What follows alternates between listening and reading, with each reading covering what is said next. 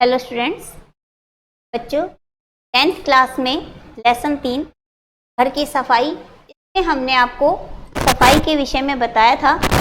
अब हम ही आपको बता रहे हैं आगे सफाई के लिए आवश्यक साधन तथा सामग्री, यानी घर की सफाई के लिए हमें कौन से साधन या किस सामग्री का प्रयोग करना चाहिए।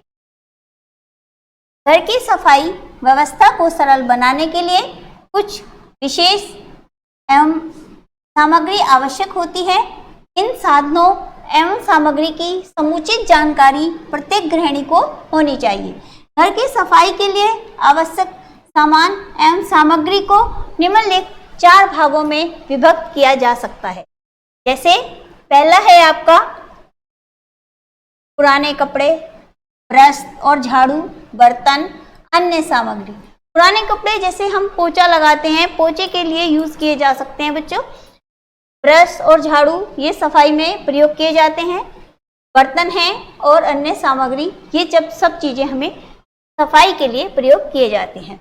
इन चारों वर्गों की सामग्री का परिचय नीचे दिया गया है। पहले है पुराने कपड़े। फर्श, फर्नीचर आदि की सफाई के लिए पुराने कपड़ों, तौलियों आदि को प्रयोग में लाया जाता है। इसमें जो सफाई करते हैं उसमें हमें सूखी सफाई भी करनी होती है, गीली भी करनी होती है। तो सूखी सफाई के लिए हमें मोटे झाड़न की, ये जो मोटा झाड़न जो होता है उसकी आवश्यकता पड़ती है। फिर है नरम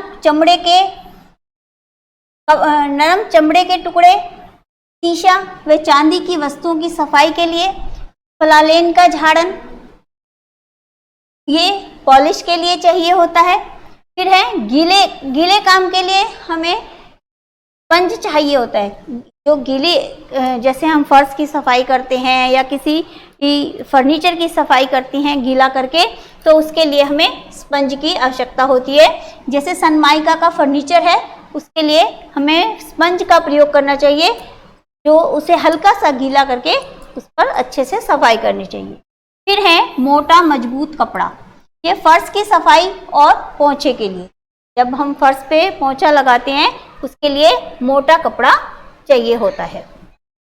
फिर है साधारण सफाई के लिए साधारण कपड़ा, स्नानगृह, वॉश बेसिन और अन्य वस्तुओं की सफाई के लिए हमें साधारण कपड़े की आवश्यकता होती है। फिर है दूसरा साफ मामूली झाड़न, रसोई के बर्तनों की सफाई के लिए हमें एक मामूली झाड़न की आवश्यकता होती है। फिर तीसरा है हमारा कपड़े के छोटे टुकड़े, जो कपड़ों के छोटे छोटे टुकड़े होते हैं वो पॉलिश इत्यादि के लिए प्रयोग में लाए जाते हैं। तो इसके बाद है बच्चों, ये हमारी जो है सफाई के उपकरण हैं, जो आप ये चित्र देख रहे हैं।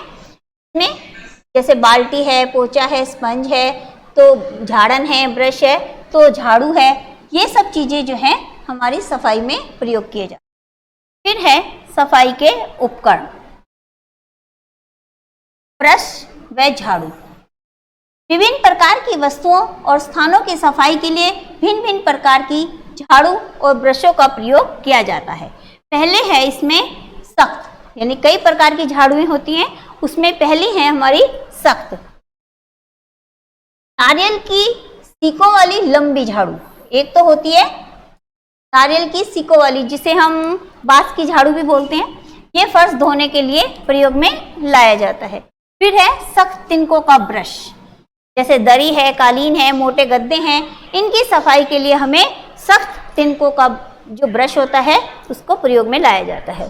फिर है तार का मजबूत ब्रश, फर्श की काई छुड़ाने के लिए, जैसे कहीं पर फर्श पर काई जम जाती है, जैसे जहाँ पर अक्सर पानी भरा रहता है या पानी का कार्य किया जाता है, वहाँ पर आमतौर पर काई जम जाती है, उस काई को हटाने के लिए हमें तार का मजबूत ब्रश प्रयोग में लाया जाता है।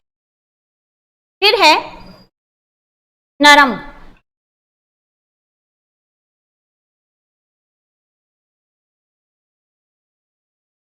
फर्श को सफाई के लिए नरम झाड़ू अथवा नरम ब्रश की जरूरत होती है।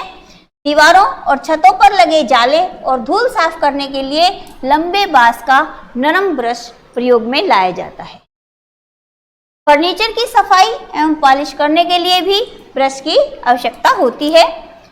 जूतों का ब्रश, जो हमारे जूते होते हैं उनको सफाई के लिए ब्रश की आवश्यकता होती है, जैसे नरम मिट्टी झाड़ने और पॉलिश करने के लिए। जैसे जूतों पर जो मिट्टी लग जाती है या गंदे हो जाते हैं तो उन पर पॉलिश करने के लिए हमें एक ब्रश की आवश्यकता होती है, जो कि जिसके जो दांते होते हैं वो बहुत ही नरम होते हैं।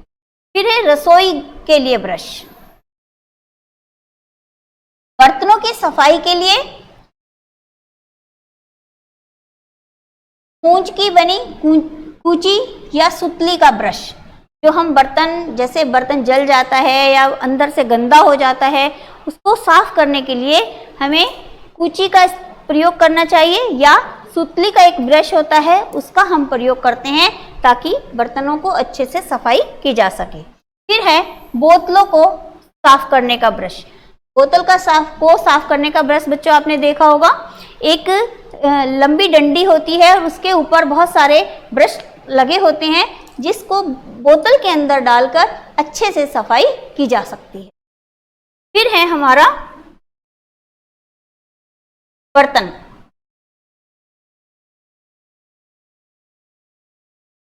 कूड़े करकट को एकत्र करने के लिए कुछ बर्तनों की भी सफाई के दौरान आवश्यकता पड़ती है।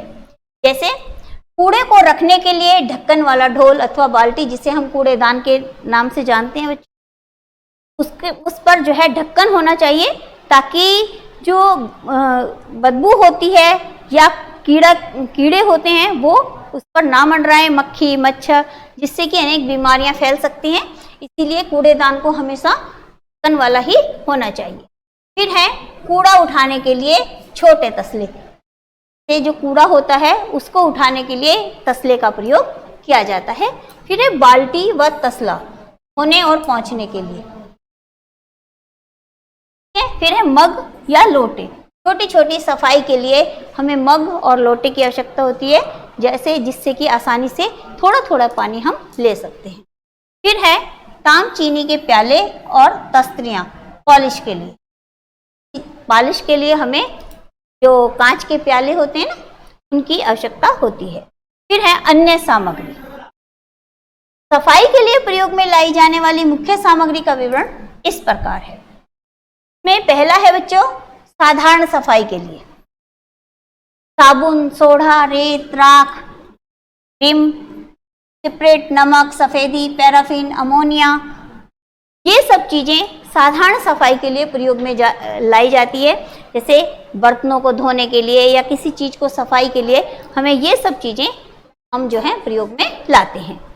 फिर है दाग धब्बे छुड़ाने के लिए।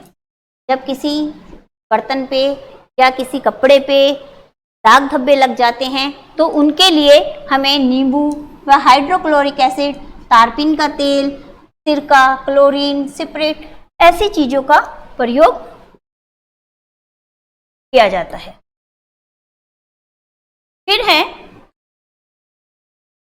जीव जंतु कीट कीटाणुनाशक, यानी जो घरों में कीटाणु हो जाते हैं, कीड़े मकोड़े मच्छर आदि हो जाते हैं, को समाप्त करने के लिए आमतौर पर हम घरों में रसोइयों में देखते हैं बच्चों, कॉकरोच आदि हो जाते हैं, तो उनको समाप्त करने के लिए हम फिनाइल, डाइजोल, हार्पिक, फिनिट, डीडीटी, चूना, मिट्टी का तेल आदि जो का हम प्रयोग करते हैं ताकि घरों में कीड़े मकोड़े आदि ना हो।